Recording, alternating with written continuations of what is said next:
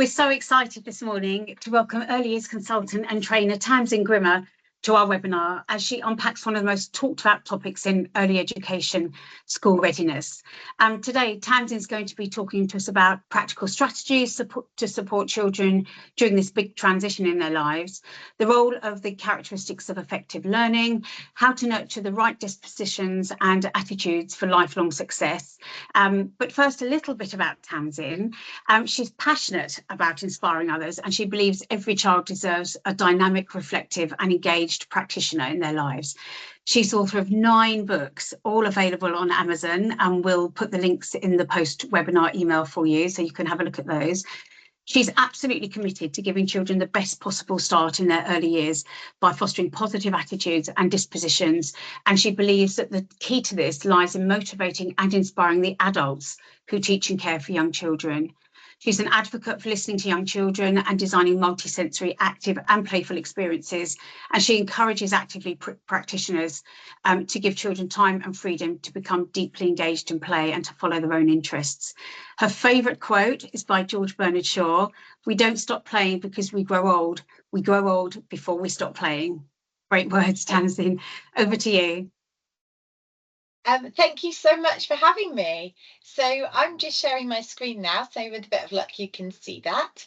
And just as I start talking, an aeroplane is flying overhead. I have all the windows open because it's still rather hot here. I don't know if it is where you are, but apologies if you can hear, various noises around, but I just can't bear to shut myself in, I'm afraid. So so thanks very much for having me. And I do hope to cover sort of all the things that Gail's just mentioned, but how I do believe that being school ready is actually about children being ready to learn, but it's a shared responsibility between the adults around the child, so that's in a preschool, nursery or the receiving school, as well as parents and carers. And actually how I think the practical application of this, the characteristics of effective learning can be really helpful in helping us to support children and look at their own dispositions and attitudes to learning. So, we know that children's future success is directly linked to them growing these positive dispositions and being, ready to learn, learning to be a learner. But interestingly, I don't actually like the term school readiness. Now, it is bandied around, it is the term that's out there, so obviously I'm using it. And it's also a strange thing to say because one of my books has the term in its title. So I've written a book called School Readiness and the Characteristics of Effective Learning. But I did think long and hard about whether or not I was going to use that specific term, because I think it's a little bit like Marmite. And I think you either love it or hate it in terms of a term. And I personally do not like the term at all, because I think it places the emphasis solely on the child's shoulders, just if you were to unpick what the words actually mean. So I think it's really important that we define what we mean by this term and hopefully not put it all on the child to be ready, if you see what I mean, but still keep the child at the centre. And that's what I'm going to be thinking about today. What is school readiness then? Well, again, I think it means different things to different people. So it's rather tricky to define, because in my background, I started off teaching as a reception class teacher. So as a reception class teacher, school readiness for me was about the skills and abilities that I wanted children to have on entering my class in reception. But later on, I became a mother.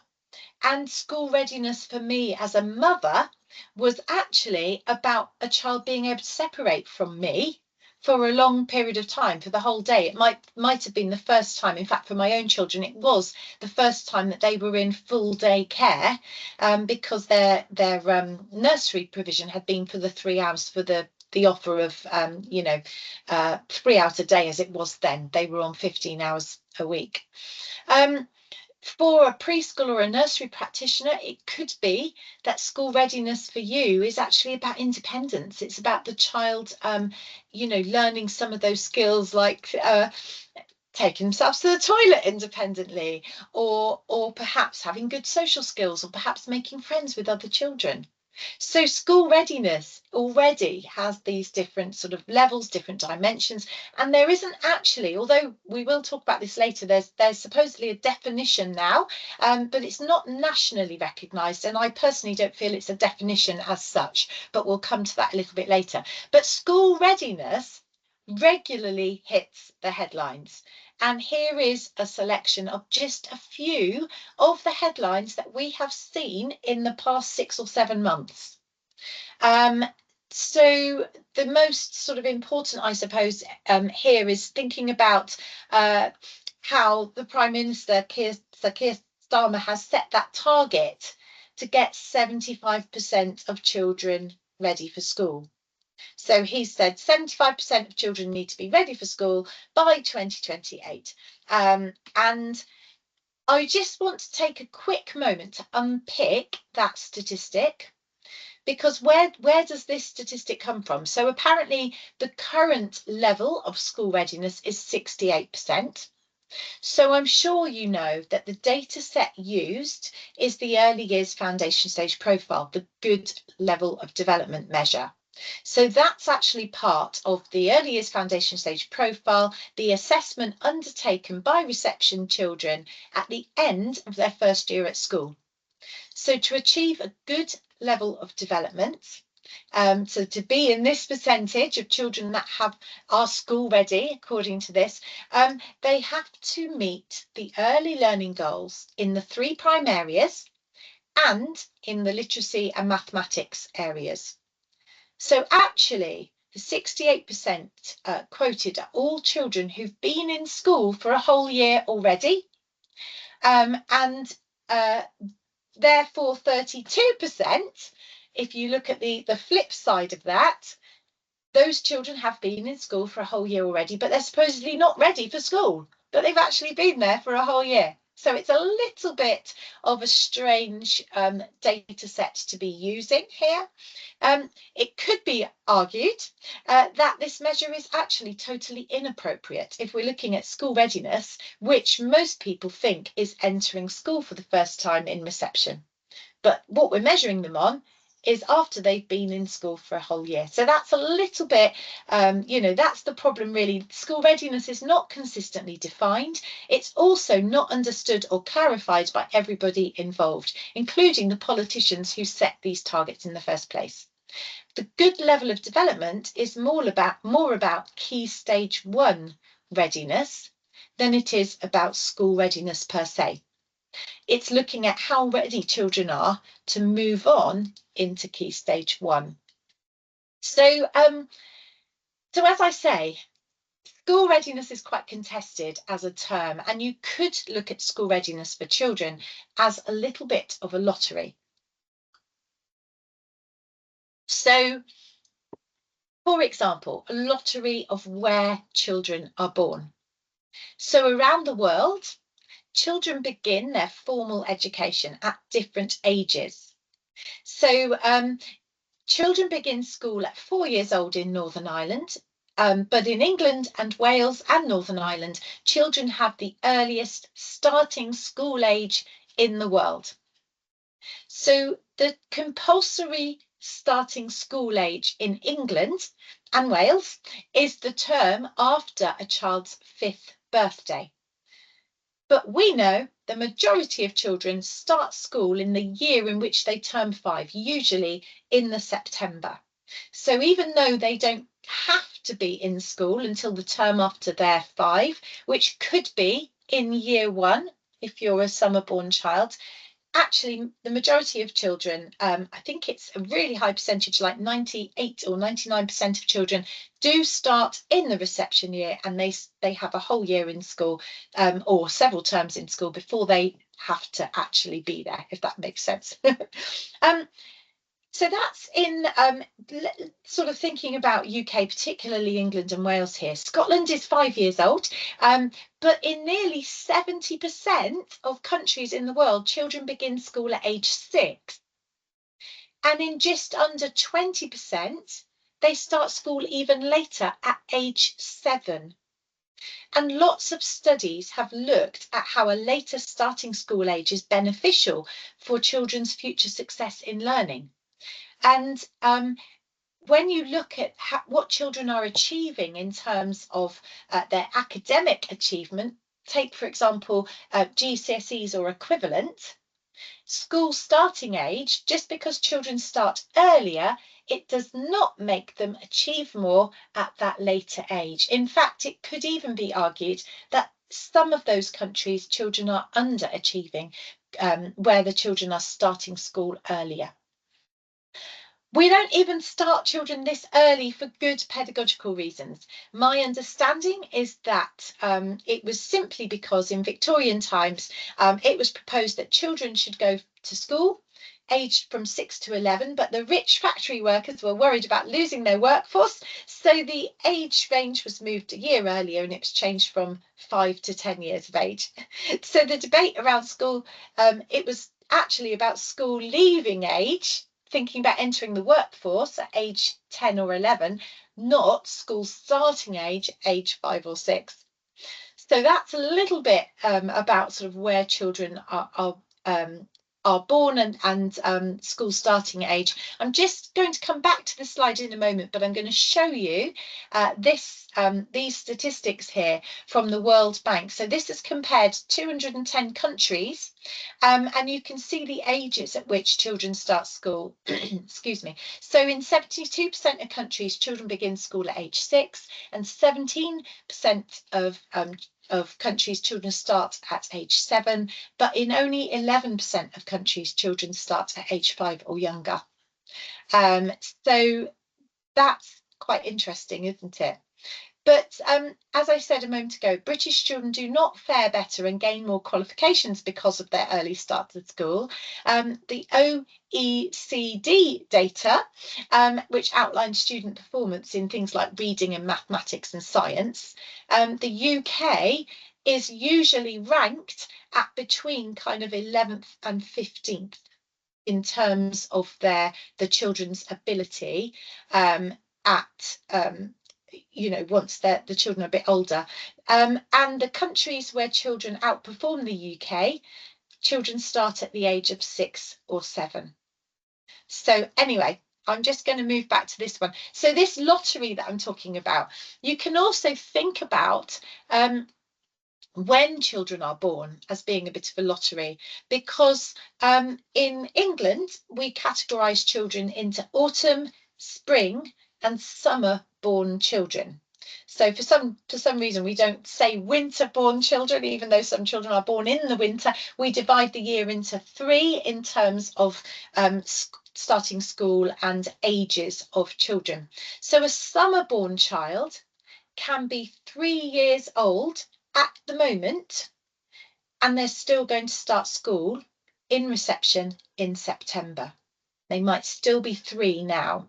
In fact, they might still be 3 next month, because they could turn 4 at the very end of August and still be expected to cope with going to school in the very beginning of September, at the same time as a child who is turning 5 in September and is a whole year ahead in terms of development.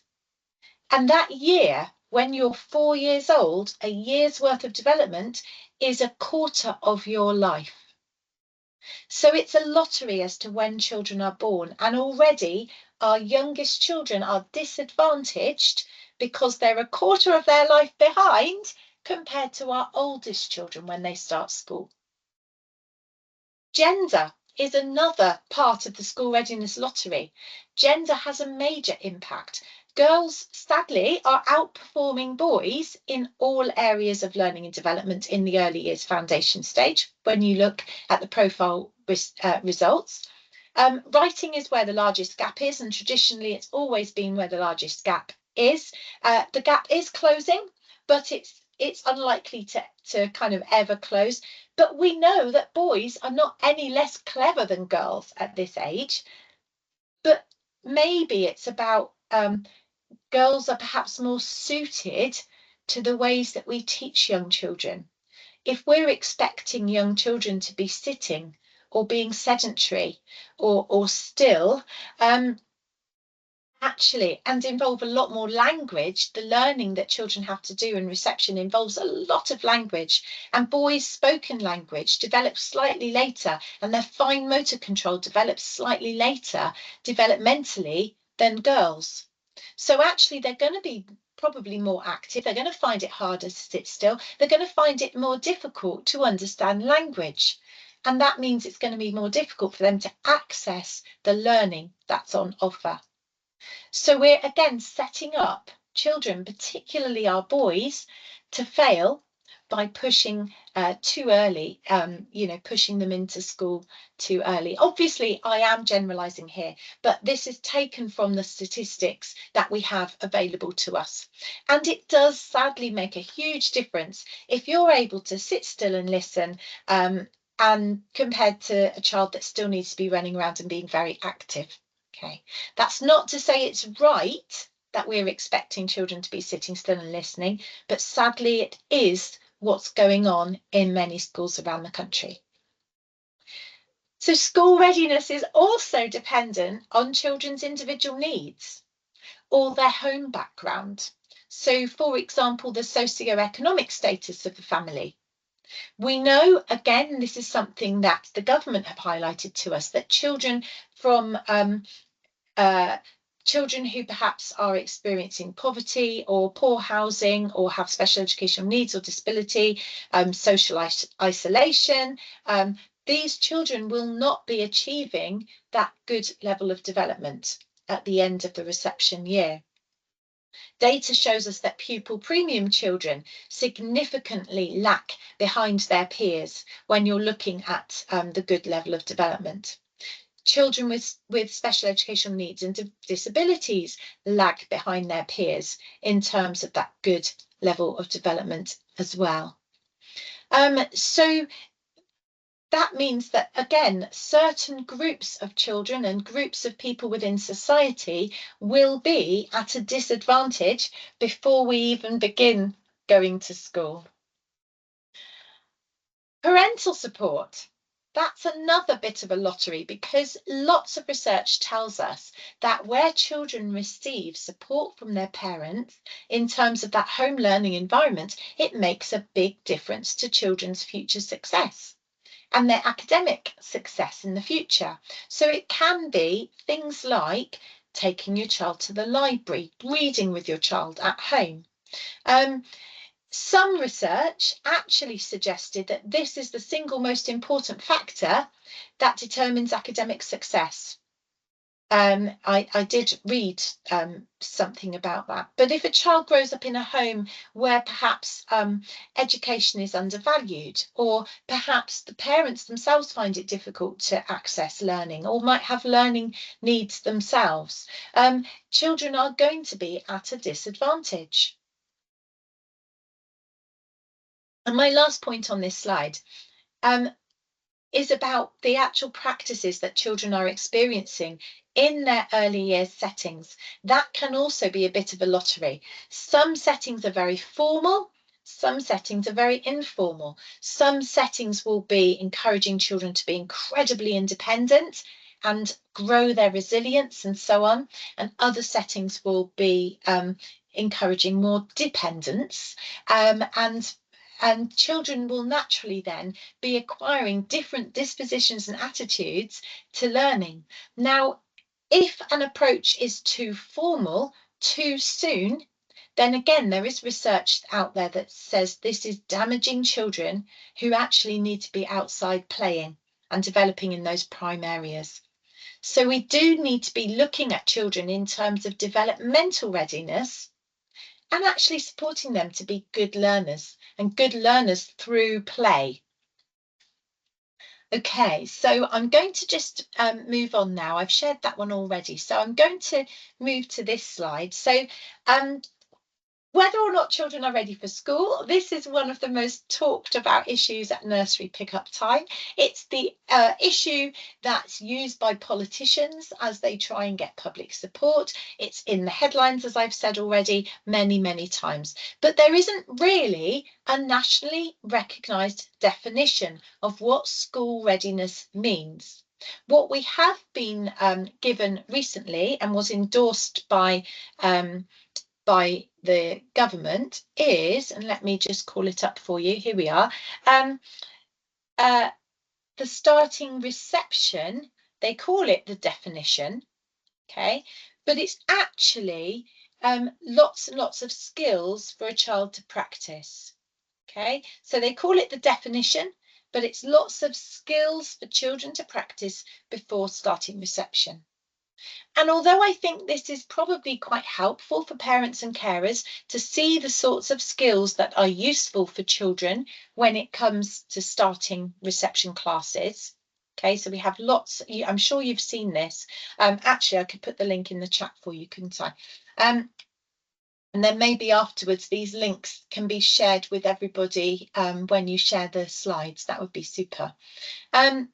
So although this is helpful to a certain extent, I'm concerned that the onus about school readiness here is being placed firmly on parents and carers and on the child themselves to perform and to achieve all of these skills, which I feel is a little bit, or not a little bit, is a lot.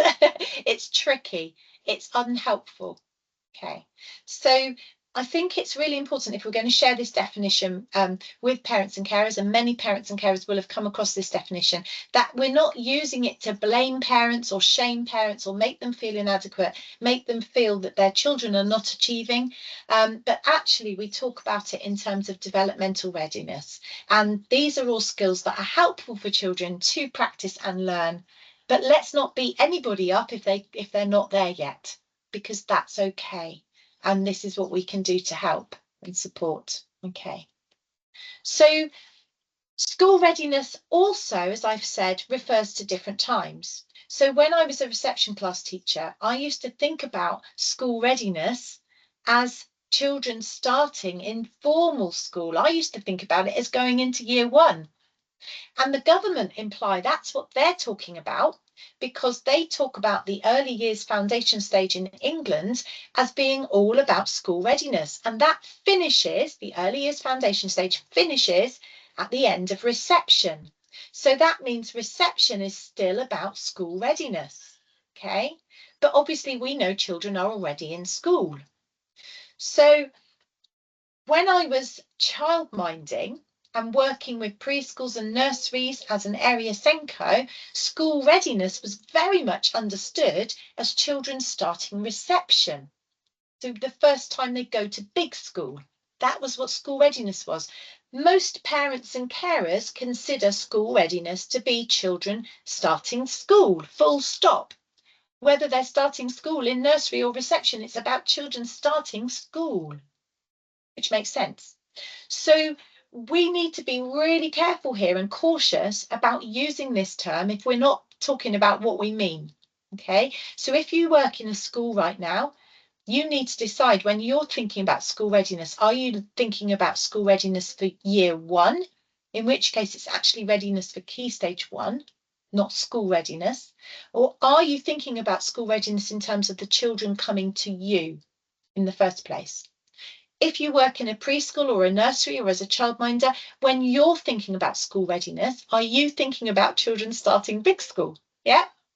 So make sure you're defining it to parents and carers. You might be a parent and carer here today, and you may have your own, views on the phase that we're talking about here. So, as I say, it means different things to different people. It can refer to different times.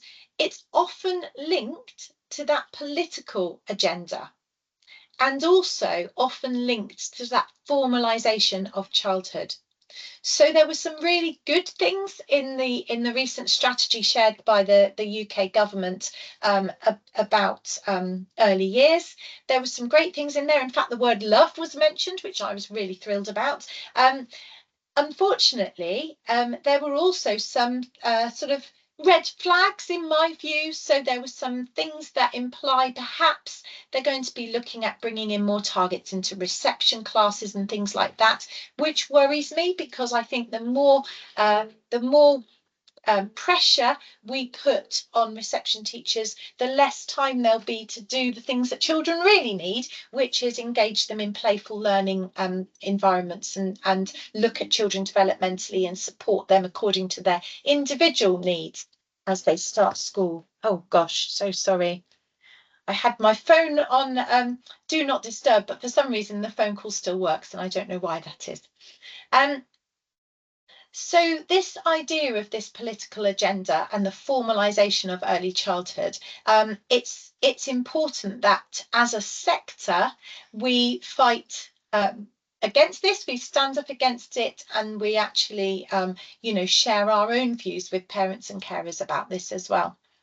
But for me, school readiness actually links really closely with the characteristics of effective learning, and that's what I'm going to share with you in just a moment. So this is a model that I've created in terms of how I feel we should view school readiness. So I see it as a collective responsibility around the child, keeping the child very much at the centre. So it's actually, for me, about the transition into school. I think that's what we should be how we should be looking at it, and one in which the child remains central. So for the child, it's about their willingness to learn. It's about becoming a good learner. It's about independence, those characteristics of effective learning that we'll look at next, and self-regulatory skills. But the collective responsibility is around the child. So that's the setting that the child is in, whether that's a preschool, a nursery, a childminder, wherever the child is attending or maybe accessing their early, their hours, their funded hours. That is the setting. Okay, and they need to be supporting the child's individual needs, fostering those characteristics of effective learning, and teaching the child to be independent, helping them become resilient. It's also about the home. It's about the parent in the home. It's about them supporting home learning. As I've already said, that parental engagement with home learning is one of the most important factors in terms of supporting children to become academically successful in the future. This is about children having a secure attachment with a main carer at home. But it's also about things like parents' work patterns, and there are other things at play here. There will also be the whole context that the child is born into, their home background, the socioeconomic group, and so on and so forth. So it's much broader. But the parents also have a collective responsibility to support their child. But so does the receiving school. So the third group, if you like, here that I'm saying has collective responsibility to support that child is the school that should be ready for children. It needs to be play-based curriculum. It needs to motivate and engage the children. So they need to look at the children's individual needs, look at the cohort who's coming in. How can they best support them? I know there are pressures on reception class teachers. I know they have to do baseline, which sadly is changing again, and it's going to be more computer-based than we've had previously. But we're not told how to teach. We're told, a little bit of what to, but we are left to be autonomous in how we deliver our curriculum. So let's still deliver it in a child-centered way where we're following the children, we're motivating and engaging them, really focusing on those characteristics of effective learning and teaching through play.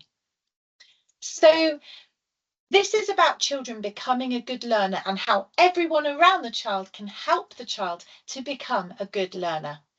And children can learn through first-hand experiences. They need to feel part of the learning process. They need to own it, have a sense of control to help them to become a successful learner. Learning through doing, learning through being active, learning through open-ended opportunities and in a multi-sensory way. And sometimes that's going to include learning through challenges, learning through mistakes. Learning isn't always easy. You know, sometimes we might need to set up a scenario where we make a mistake or we spill the milk, and then we can show how resilient we can be in you know, responding. So I've written on this slide as well, movement and activity. There's a lot of research that shows us how children learn well through the multisensory activities, through the hands-on experiences, and movement has a very positive impact on our brain. And it also has an important impact on memory. There's a lot of links between our hippocampus, the part of our brain that's responsible for memory, and movement, and how movement aids memory. And actually, active learning, learning in a very multisensory and hands-on active way, embeds that learning in our long-term memory, which is actually about being a good learner. Okay. So I've talked about these characteristics of effective learning. So if you come from an English setting, you'll have heard of these. These characteristics of effective teaching and learning look at the dispositions and attitudes children have to be a good learner. So they're about how children learn, not what they're learning. So if you're a parent here today, or if you're a childminder, or perhaps working in outside of England, these may be new to you. So these are 3 characteristics that we're saying support children to learn effectively. So it's about children playing and exploring when they're investigating, exploring things, having a go. Someone called Bandura, a theorist, called it self-efficacy. So having a can-do attitude, self-belief in your abilities. That's what we're really encouraging our children to have, being engaged in learning. Okay, active learning is about children being able to continue persevering, even if it's tricky, even if it's hard, enjoying achieving what they set out to do, concentrating on their learning, being motivated in the first place to learn. And creating and thinking critically is about children having their own ideas, making links between ideas, developing different strategies for doing things, really thinking about their learning. And if we focus on these sorts of skills, we're teaching children to be good at learning. And this is cross-curricular, because if you're good at learning, you can be good at learning maths. You can be good at learning science. You can be good at learning words. Yeah, so you can be good at learning in a physical way, learning to balance, if you've got these sorts of skills and abilities.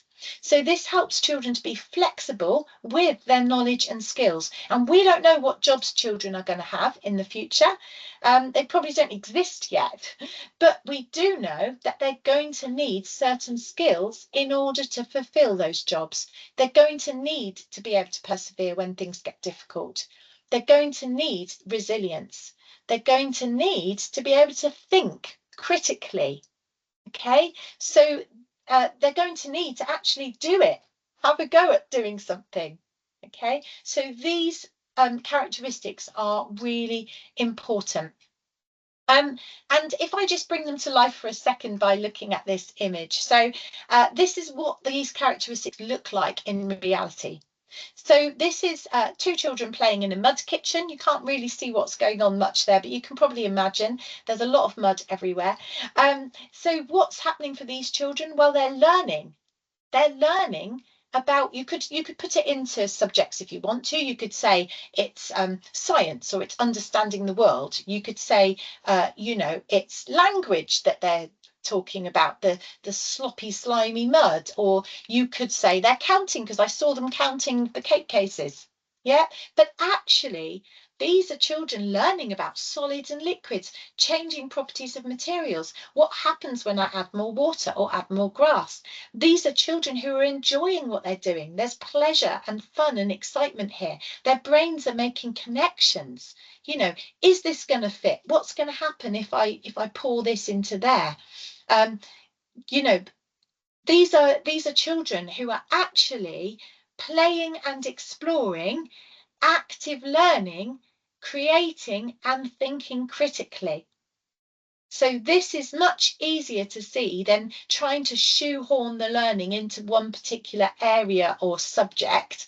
Actually, all of this is happening. Okay, so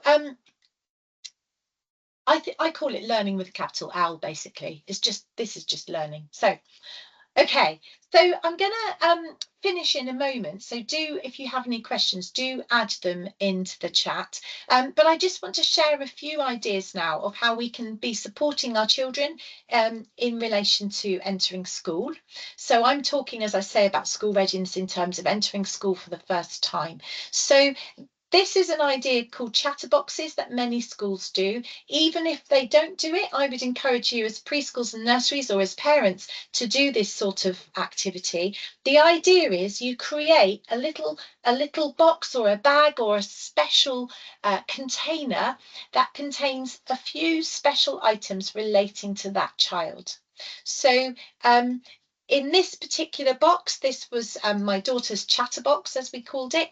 We have a photograph of Becky. We have something Becky's made. In fact, we've got a couple of photographs. Becky was into Tree Futon, so that ages Becky a little bit, as you can see. Becky's now 14, but this is still effective practice, even though this was effective practice 10 years ago when Becky entered the school. This is still great to do now, and I'll tell you why in a moment. There are a couple of toys in there. So Becky was very much into superhero play. So there are a couple of little superhero toys there as well. So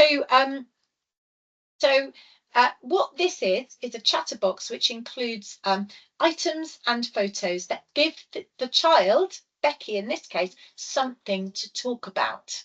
Okay, so the idea is the new teacher or somebody in the receiving school can then talk to the child and gives them a talking point, because children you know, they're moving into a new environment where they might not know anybody. The chances are they're going to be a bit shy and they won't really know what to say. And if someone says, oh, what do you like doing? They're saying nothing. So, you know, as a reception class teacher, if I received a chatterbox and some information about that child's interests, it gave me a way in, a way to talk to that child. Okay, so that's one idea. Chatterboxes, you can come across these things.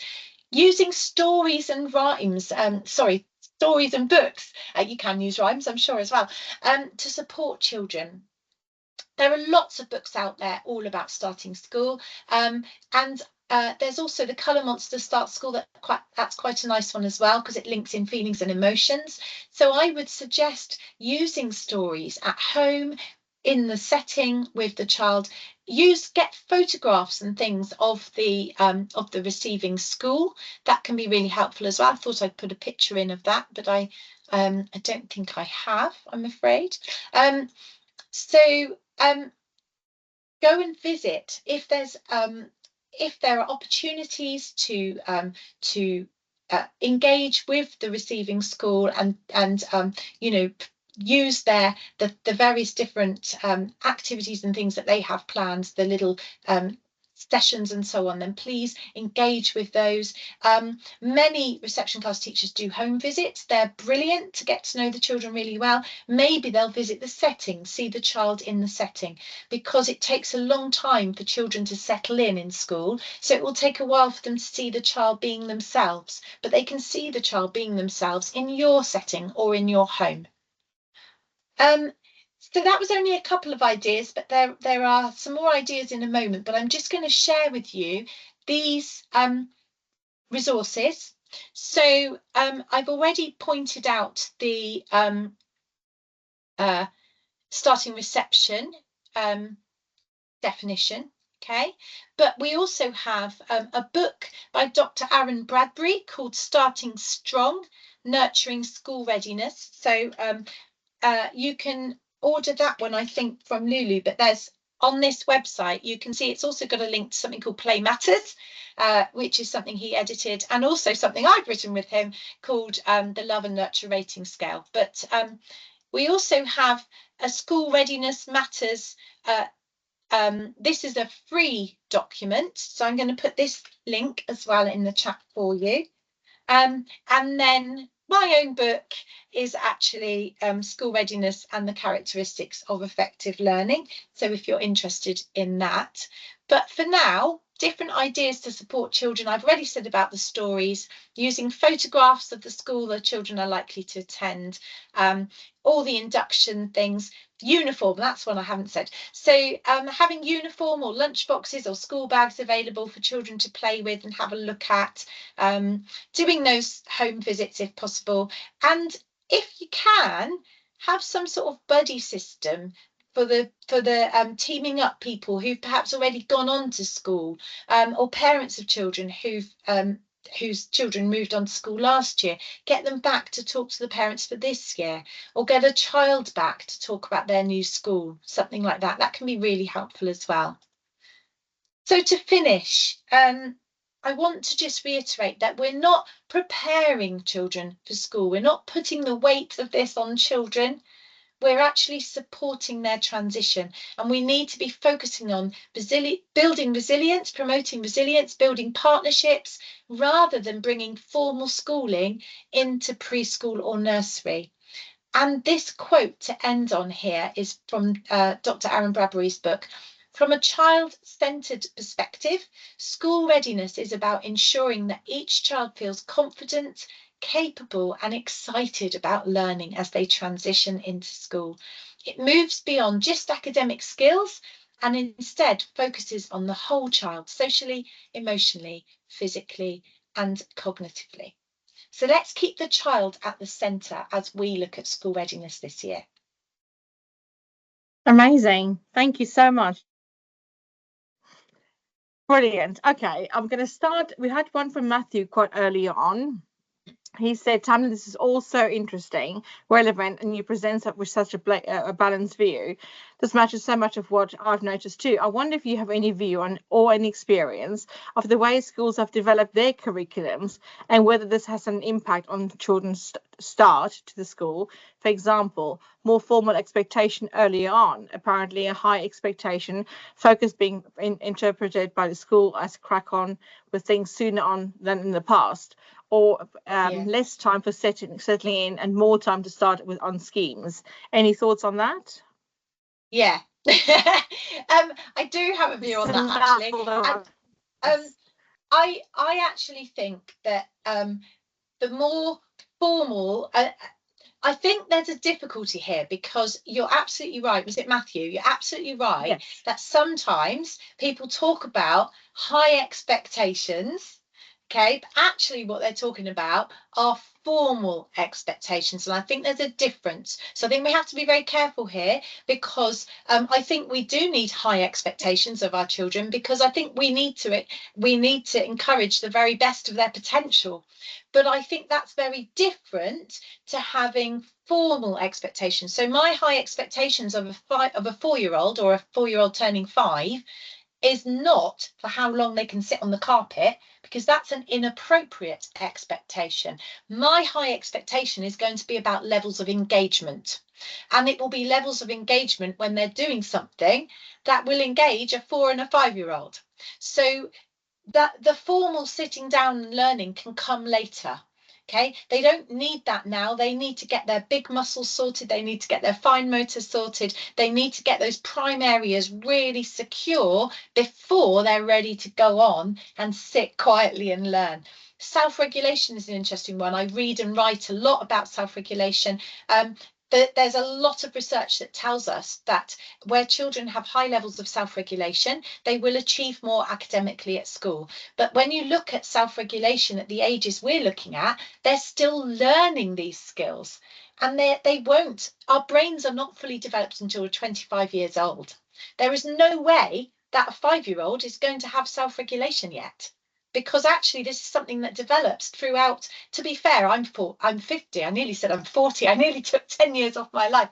I'm 50, and some days I am not self-regulated as a learner. So I just think there's a difference between high expectations and formal expectations. So yes, let's have very high expectations, but let's not have formal expectations in terms of inappropriate putting school expectations on our reception aged children. So I do think that there are quite a lot of schools that prioritise continuous provision, and they do so even throughout Key Stage 1, so into Year 1 and Year 2. Those schools do not get any lower in their SATs results later in schooling. In fact, I would probably like to know if they get higher, because I would assume if anything they'll get higher. They definitely don't get lower. Okay, so it takes a brave school to stand up to this, but we're not told how to teach. We are, told to a certain extent what the curriculum needs to cover, but we're not told how to do it. So let's choose to do it in a developmentally appropriate way. Sorry, that was a long answer. Thank you. Thanks, Oh, Tamsin. that's great. Thank you. I'm wondering whether we need to do a webinar about self-regulation for us, for adults. Jane's asked a really interesting question. Do parents put off reception class, or maybe even do it part-time, thinking about how globally it is relatively early in England and not necessarily best for them?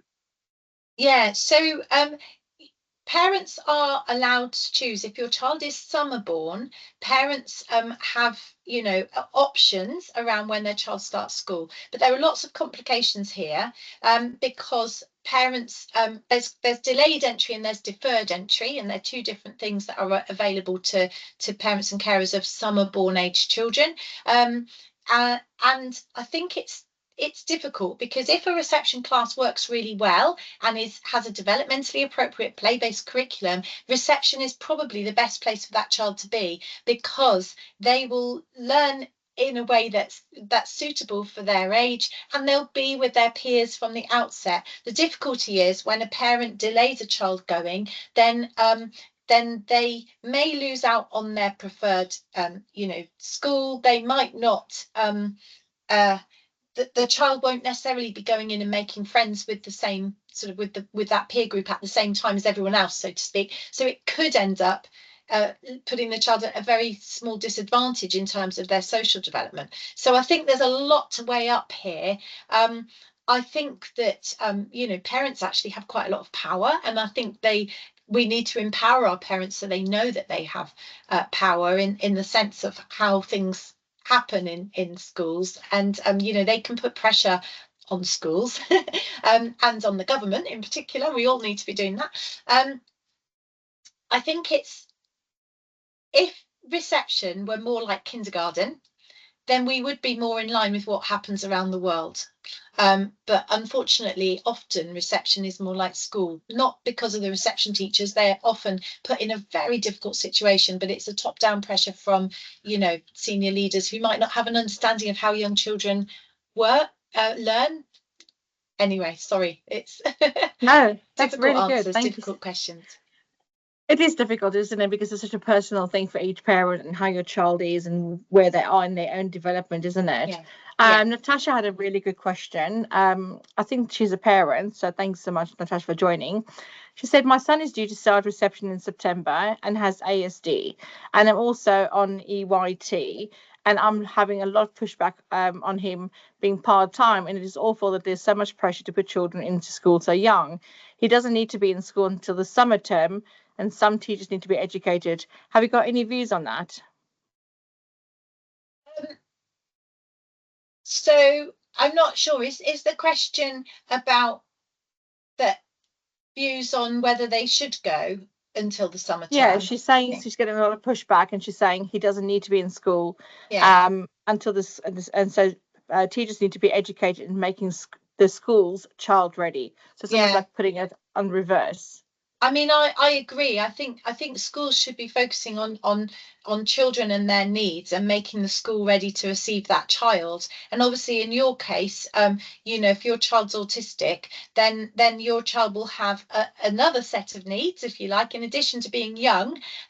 They also have the needs from their neurodevelopmental pathway. So I think it is important, you know, you can choose to delay and defer. Obviously, that's great that you've done that. You've got the experience and the knowledge that you can support your son as well, which is great.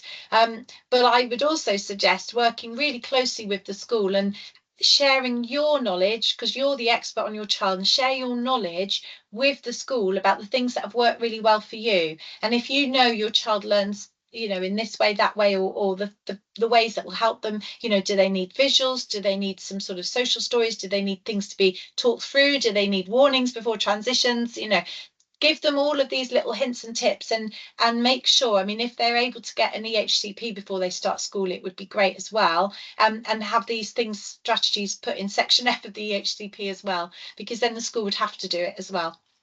Sorry. No, that's great. Thank you. Thank you. You had your hand up just then. Did you want to add something to that? It's just I find this very interesting because I'm a paediatric physio, and I do get involved in these preschoolers and starting school. And one of my concerns at the moment is children do not have enough physical activity before they start school. There's a lot of children who sit and play with any kind of implementation, a phone, a laptop, something, and they're not experiencing the ideation, the movement. So all children need flexion, extension and balance to be able to do anything within a classroom situation. And I'm finding it, you know, obviously I've got the specialised children, but generally I can see that children really haven't had the experience. Lots of things are considered dangerous now. I climbed trees when I was a child. You're not allowed to do things like this. A lot of children are ferried to school and back from school. They don't walk there. There is less time to play outside in schools now. And all this is having a huge effect on that basic skill level to be able to build up. And I get loads of children now in their teens where the writing is so difficult, and I have to go back to real basics to start again. I think it's that basics, but even preschool, that parents really aren't involved that much now. If a child goes somewhere and does sit still, I see them in the park where they're playing on a phone, and parents aren't even speaking to their children. It's a very non-involved world for the child quite often. I find that really worrying, and it seems to be getting worse. No, that's great. Thank you so much for that feedback. Okay. We have another question from Chloe. Chloe has said, this is such a great presentation, Tamsin, so thanks for that. I was just wondering how we help parents understand that their child does not necessarily need to be reading and writing prior to reception, but also placing their child under academic pressures from the age of 3. How can we educate our parents? It's a good question. I like that. That's a great question. So I actually think that's where this starting reception website and definition, as they call it, even though it's not, is helpful, because so it has a section on building relationships and communication language, and it talks about singing along. I don't know if you can see this, singing along with songs and nursery rhymes, talking about activities, things like that. And it also for Marion as well, it talks about physical development. It talks about getting moving, walking up and down steps, climbing, running, jumping, playing, catching a large ball, simple puzzles and things like that. So it says things like limiting screen time and things like that as well. So there are some really good things in here. I would probably say this is something that, you know, because it's been the government have kind of promoted it as well, even though it wasn't written by them. That's something we can use as a tool to back up our idea that parents and carers, you know, need to not worry about writing, not worry about all of that side of things. Another thing you can do if you do your own sessions with parents and carers is get them to, you know, pretend to hold a pencil or hold a pencil and write, and get them to feel their muscles, their biceps and triceps presumably, because you can feel them flexing when you're writing, okay, and you can also feel these muscles moving when you're literally doing this. And so you can show a parent how, if you haven't developed those big muscles in the child, they won't be able to write. So actually it's so vital for them to do all the big stuff first. And, you know, if they do want their child to be good at reading and writing and so on, the best things they can be doing are, like you say, the singing, the stories, the rhymes, the jumping, the you know, riding a bike, all of those big movement stuff as well. So I would just really push that as much as you can yourselves. You can probably also get something from the local schools that says the same, because the teachers will also say that. They will also say, look, we can teach reading and writing at some point. You don't need to do that before they come here. Oh, fantastic. This Debbie has said that they're actually making some school videos as a way of into the class where they hang the codes, which I think is lovely because children do learn visually as well. Put in the lunchbox, so that's a fantastic thing, that the children actually already know what to expect, and almost can see it before they get there. And even with sensory and people in children with additional learning needs, that is a great tool for them to visually see what that looks like, the classroom, and where they will hang their coats and stuff. So that's a lovely idea, Debbie. Thank you so much. I just quickly wanted to say, Tamsin, thank you so much. So from my side, thank you so much again for everybody joining us today. And Tamsin, you've been amazing. Have a fantastic day. And we'll see you guys in September. Have a good holiday, everybody. Thanks. Thanks. Bye. Have a good summer. Bye-bye.